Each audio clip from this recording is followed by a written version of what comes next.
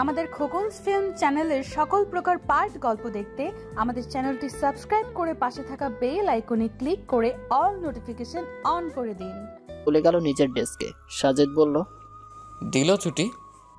না, বললো কিসের জন্য কি মিটিং আছে, সবাইকে থাকতে হবে। সাজেদ অবাক হলো কিছুটা আর বলল, মিটিং আছে? কই আমাদের কাউকে তো জানানো হলো না। জানি না, এতদিন জানতাম ছেলে বসরা মেয়ে এমপ্লয়ীদের গায়ে পড়ে কথা বলে, এখন তো দেখছি উল্টা ঘটনা ঘটছে, মেয়ে বস ছেলে এমপ্লয়ীদের গায়ে পড়ে কথা বলছে। শুধু তোর গায়ে পড়ে এই কথা বলে? গিয়ে দেখ প্রেমে ট্রেমে পড়েছে নাকি। আর বাই দ্য ওয়ে, তুই যে বিবাহিত সে কথা জানে তো? মোটামুটি অফিসে সবাই তো জানে, উনি জানবেন না কেন? মাগরিবের আজান হতেই অজু করে এলো জ্যোতি। নামাজ পড়ে সোফায় বসলো। শোভনের আসার অপেক্ষা করছে। চিন্তা হচ্ছে অনেক। নিজে নিজেই বলতে লাগলো, উনি তো বলেছিলেন সন্ধ্যার আগে চলে আসবেন, তাহলে আসছেন না কেন? পথে কিছু হলো না তো? সঙ্গে সঙ্গে জ্যোতির মনে এক আশঙ্কা ঢুকে গেল। মনে মনে দোয়া দরুদ পাঠ করতে লাগলো। পুরো একটি ফ্ল্যাটে একা একা একটু ভয়ও করছে তার। অতীতে আর যাই হোক, এভাবে একা একা সাময়িক সময়ের জন্য হলেও থাকতে হয়নি জ্যোতিকে। ওদিকে শোভনের মনটাও ছটফট করছে। কি এক অদ্ভুত অনুভূতি, অদৃশ্য এক টান। সপ্তাহখানেক আগেও যেখানে সে কাজ নিয়ে ভেবেছে নিজেকে নিয়ে, আজ সময়ের ব্যবধানে সে ভাবনা বদলে গেছে। আজ অন্য কাউকে নিয়ে ভাবছে। অন্য কেউ নয়, বরং তার ভাবনার মানুষটি হচ্ছে তারই জীবনসঙ্গী, সহধর্মিণী। তাহলে কি এবার দায়িত্ব এসে ভর করলো কাঁধে, নাকি ভালোবাসার? ভাবতেই চমকে গেল শোভন। মনে প্রশ্ন এলো, একা একা ভয় পাচ্ছে না তো যদি ভয় পায়, যদি চিন্তা করে? দম বন্ধ হয়ে যাবার উপক্রম হচ্ছে। ফোন করে যে একটু কথা বলবে সে উপায়টুকুও নেই। শোভনের ইচ্ছে করলো হাতের মোবাইলটি আছড়ে ভেঙে ফেলতে। কি হবে এই মোবাইল দিয়ে যদি তার প্রিয় মানুষের কণ্ঠস্বর শুনে অস্থিরতা কমাতে না পারে? ছটফট আর রাগ দরদর করে বেড়ে যাচ্ছে শোভনের। অযথা ল্যাপটপের সামনে বসে আছে। মাগরিবের নামাজ পড়ে কিছুক্ষণ আগেই বসেছে সে, অথচ এখনো মিটিং শুরু হচ্ছে না। আরো ঘন্টা দেড়েক অপেক্ষা করলো শোভন। সাজেদার পাশের ডেস্কের রজত বিরক্ত হয়ে উঠে দাঁড়ালো, বলল, তাও কথা, এবার বেশি হয়ে যাচ্ছে। এভাবে অযথা বসিয়ে রাখার মানে কি? চল শোভন, এবার গিয়ে সরাসরি ম্যামের সঙ্গে কথা বলি। আমরা তো আর ওনার প্রাইভেট কোম্পানিতে চাকরি করছি না যেভাবে যখন তখন যা খুশি আমাদের উপর চাপিয়ে দিবেন। আমি তো বললাম, দেখলি তো কি বললেন, এখন তোরা গিয়ে বল। সাজেদ এবং রজত আর গেল না। শেষে শোভন বাধ্য হয়ে তনিমার ক্যাবিনে ঢুকলো, বলল, ম্যাম, আপনি তো বলেছিলেন একটা মিটিং আছে, এদিকে 2 ঘন্টা পার হলো, কোনো মিটিং তো শুরু হচ্ছে না। ওহ, বলতেই ভুলে গেছি, ওনারা আজ আসবেন না, তাই মিটিং ক্যান্সেল। এবার তো তাহলে ছুটি দিন, বললাম তো একটা কাজ আছে। তনিমা ভ্রুকুচকে তাকিয়ে রইল শোভনের দিকে, ভেবে বলল, আচ্ছা যান তাহলে। ধন্যবাদ। শোভন আর দাঁড়ালো না। ডেস্ক থেকে ব্যাগটি নিয়ে বেরিয়ে গেল অফিস থেকে। ঘড়িতে এখন 8:32। অন্য কোনো সময় হলে হয়তো নিশ্চিন্তে রাস্তার পাশ দিয়ে ধীরে ধীরে হেঁটে গন্তব্যে ফিরত শোভন, কিন্তু আজ তার অনেক তাড়া। শোভনের একটা ইচ্ছে ছিল, যদিও সেই ইচ্ছেটাকে স্বপ্নও বলা চলে। ইচ্ছেটা ছিল নিজের একটি বাড়ি করার।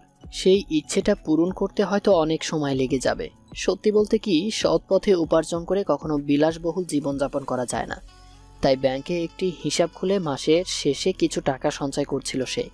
ভালো একটা অ্যামাউন্টই জমা হয়ে গেছে সেখানে। অফিস থেকে লোন তোলার জন্য দরখাস্ত দিয়েছে প্রায় 8-9 মাস আগে, কিন্তু ঊর্ধ্বতন বদলানোর কারণে দরখাস্ত এখনো আটকে আছে। মাসের মাঝামাঝি চলছে। নিজের কাছে যা ছিল তা দিয়ে সাজেদের টাকা শোধ করে দিয়েছে। এখন আবার ফ্রিজ। দীর্ঘশ্বাস ফেলল শোভন। এই ভেবে মাথা থেকে চিন্তা ঝেড়ে ফেলল। নতুন সংসার, প্রয়োজনীয় সব জিনিসপত্র কিনে ফেললে, সংসারটা একবার সাজিয়ে ফেললে তো আর এসবের পেছনে খরচ করতে হবে না, তখন আবারও টাকা জমানো যাবে। আপাতত ফ্রিজ কেনার জন্য জমানো টাকা থেকেই খরচ করতে হবে। তাই আর দেরি করল না শোভন, অ্যাকাউন্ট থেকে টাকা তুলতে গেল। আপনি তো বলেছিলেন সন্ধ্যার আগে বাড়ি ফিরে আসবেন, তাহলে আসতে এত দেরি কেন হলো? দরজা খুলেই প্রশ্নটি শোভনের উদ্দেশ্যে ছুঁড়ে মারল জ্যোতি। শোভন ভ্রুকুঁচকে তাকিয়ে রইল স্ত্রীর দিকে, মনে মনে বলল, অভিযোগ করলো নাকি কৈফিয়ত চাইলো? কোনো উত্তর না পেয়ে জ্যোতি আবারও বলল, কি হলো, উত্তর দিচ্ছে না কেন? এটাই কি আপনার সন্ধে? আমি তো বলেছিলাম চেষ্টা করব। তাহলে চেষ্টা কেন করেননি? করেছিলাম কিন্তু ব্যর্থ হয়েছি। এক সপ্তাহের ছুটি নেওয়ার কারণে অফিসে আমার ভাগের অনেকগুলো কাজ জমেছিল। সেই কাজ করতে করতেই তো এতটা সময় হয়ে গেল। ও, এবার ভেতরে আসি। এতক্ষণ জ্যোতির খেয়ালই ছিল না যে শোভন সদর দরজার বাহিরে দাঁড়িয়ে আছে। নিজের এমন একটি বোকা কাজে নিজেই লজ্জা পেল। দ্রুত সরে গেল দরজার সামনে থেকে। শোভন ভেতরে প্রবেশ করলো। জ্যোতি দরজা আটকে দিয়ে নিজেও ভেতরে চলে এলো। কিছুটা সময় নিয়ে পোশাক বদলে হাত মুখ ধুয়ে বিছানায় এসে বসলো শোভন।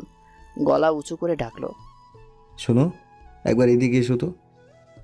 শোভনের কণ্ঠ পেয়েই এক প্রকার দৌড়ে এলো জ্যোতি। বলল, খাবার বাড়ছিলাম। পরে বাড়া যাবে, এদিকে এসো। এগিয়ে এলো জ্যোতি। অফিস ব্যাগ থেকে শোভন একটি মোবাইলের বক্স বের করে জ্যোতির সামনে ধরল। জ্যোতির ডান ভ্রু উঁচিয়ে বলল, নতুন মোবাইল? ধরো, এটা তোমার জন্য। চমকে গেল জ্যোতি। মোবাইলটি হাতে নিয়ে নাড়াচাড়া করতে করতে বলল, এটার কি দরকার ছিল? দরকার ছিল বলেই এনেছি। তোমার মোবাইল তো মনে হয় না সঙ্গে করে এনেছো। বাড়ির লোকজনের সঙ্গে কথা বলার জন্যও তো এটার প্রয়োজন ছিল। নতুন সিম ভরা আছে, বাদ বাকি সব পরে দেখে নিও। আচ্ছা, এবার খেতে আসুন। বিছানার একপাশে মোবাইলটি রেখে খাবার টেবিলে গেল জ্যোতি। শোভনও আর দেরি করল না, জ্যোতির পেছনে পেছনে এলো। খেতে বসেই ফ্রিজের কথা মনে পড়ল শোভনের। অপরাধীর কণ্ঠে বলল, দেরিতে অফিস ছুটি হওয়ার কারণে ফ্রিজের দোকানে আর যাওয়া হয়নি। সমস্যা নেই, পাশের ফ্ল্যাটে ভাবি এসেছিলেন, ওনার ফ্রিজে বাকি মাছগুলো রেখে দিয়েছি। ও। খাওয়া শেষ করে জ্যোতির টেবিল গোছাতে লাগলো। শোভন কিছুক্ষণ দাঁড়িয়ে দাঁড়িয়ে তা দেখলো। তারপর ঘরে চলে গেল। বারান্দায় কয়েক মিনিট দাঁড়িয়ে একটা সিগারেট ধরালো। কাজ শেষ করে ঘরে এলো জ্যোতি। আবারও সেই বাজে গন্ধ নাকি এলো। চট করে মেজাজ খারাপ হয়ে গেল। বারান্দায় গিয়ে শোভনের পেছনে দাঁড়ালো। মলিন কণ্ঠে বলল, এটা খাওয়া কি খুব জরুরি? সিগারেট খেয়ে কি আদৌ আপনার পেট ভরে? কোনো উপকার হয় আপনার? অযথা কেন এত অপচয় করছেন? ইসলামে কিন্তু অপচয় হারাম, আর স্বাস্থ্যের পক্ষে যা ক্ষতিকারক তাও তো হারাম। আপনি তো 5 ওয়াক্ত নামাজ পড়েন, তারপরেও জেনে বুঝে কেন এসব খেয়ে পাপ বাড়াচ্ছেন? কেন নিজের ক্ষতি করছেন আপনি? একদমে কথাগুলো বলে থামলো জ্যোতি। সঙ্গে সঙ্গে সিগারেটটা ফেলে দিল শোভন। আজ আর জ্যোতিকে পাশ কাটিয়ে যেতে পারল না। দরজার মুখেই দাঁড়িয়ে আছে সে, দৃষ্টি শোভনের দিকে। শোভন দ্রুত চোখ সরিয়ে নিল। ধীর কণ্ঠে বলল, বন্ধুদের সঙ্গে মিশতে মিশতে অভ্যেস হয়ে গেছে। ছেড়ে দিন না অভ্যাসটা। যেই অভ্যাসে নিজের ক্ষতি হয়, সেই অভ্যাসে কি আদৌ কোনো দরকার আছে? উত্তর দিল না শোভন। জ্যোতি বলল, জানেন, এসব খাওয়ার ফলে আপনার ঠোঁটটা একদম কালো হয়ে গিয়েছে, দেখতে একদম বিশ্রী লাগে। ভ্রু কুঁচকে নিল শোভন। কেমন এক দৃষ্টিতে তাকালো জ্যোতির দিকে। হয়তো লজ্জা পেয়েছে। বলল, সরো, ঘরে যাব। জ্যোতি সরে দাঁড়ালো। যেতে যেতে শোভন বলল, বললেই হলো, দিনে খাই মোটে 2টো, তার উপর 2বার ব্রাশ করি। দেখতে নাকি বিশ্রী লাগে। আসলে তোমার চোখেই সমস্যা। মুচকি হাসল জ্যোতি। শোভন বাথরুমে ঢুকল। 2 দিন আগেও যার সামনে দাঁড়িয়ে হ্যাঁ না বলতেও ভয় আর লজ্জা গ্রাস করত, সেই তার সামনে দাঁড়িয়ে তাকে উদ্দেশ্য করেই এতগুলো কথা বলে ফেলল জ্যোতি। ভাবতেই লজ্জা লাগছে খুব। বাথরুমের আয়নার সামনে দাঁড়িয়ে আছে শোভন। মনোযোগ সহকারে নিজের মুখশ্রীতে চোখ বোলাচ্ছে।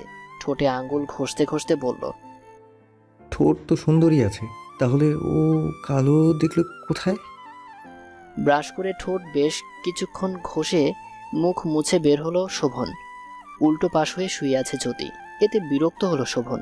নিজেও লাইট অফ করে পাশেই শুয়ে পড়ল। রোজকার মতো আজও ঘুম থেকে উঠে শোভনকে দেখতে পেল না জ্যোতি। হাত মুখ ধুয়ে মুখ ভার করে বিছানায় বসে রইল। কিছুক্ষণ বাদে বাড়ি ফিরল শোভন।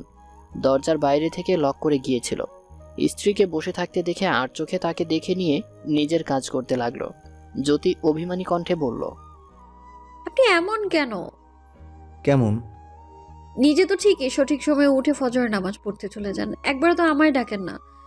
আমি জাগনা পাই না, তাই বলে তো পড়তেই পারি না। কি উত্তর দিবে ভেবে পেল না শোভন, তাই চুপ করেই রইল। জ্যোতি আবারও বলল, শুনুন, এই যে আপনি আমায় ডাকেন না, এর ফলে আমার নামাজ কাজা হচ্ছে। যেহেতু আমি আপনার স্ত্রী, সেহেতু এতে আপনারও কিন্তু পাপ হচ্ছে, বুঝছেন? ভুল হয়েছে আমার, কাল থেকে ডেকে দেব। মুহূর্তেই হাসি ফুটে উঠল জ্যোতির ঠোঁটে। উদাস হলো শোভন। সামান্য কিছুতেই এই মেয়ে এত খুশি হয়ে যায় কেন? জ্যোতি উঠে দাঁড়ালো। যেতে যেতে বলল, অফিসে যাবেন না? যাবো তো। রেডি হয়ে আসুন, আমি খাবার বাড়ছি। শোভন অফিসে যাওয়ার জন্য তৈরি হতে লাগলো। জ্যোতি টেবিলে খাবার বেড়ে বসে রইল শোভনের অপেক্ষায়। চুল ঠিক করতে করতে টেবিলে এসে বসলো শোভন। কোনো কথা না বলে খেতে লাগলো। জ্যোতি প্রশ্ন করলো, আজও কি আসতে দেরি হবে? মুখে খাবার শেষ করে শোভন উত্তর দিল, আমার অফিস ছুটি হয় 8টা বাজে, কিন্তু নতুন বস আসার কয়েকদিন পর থেকেই ছুটির সময় বদলে গেছে। এখন দেরি করে ছুটি দেয়া হয়, কখনো বা একটু তাড়াতাড়ি।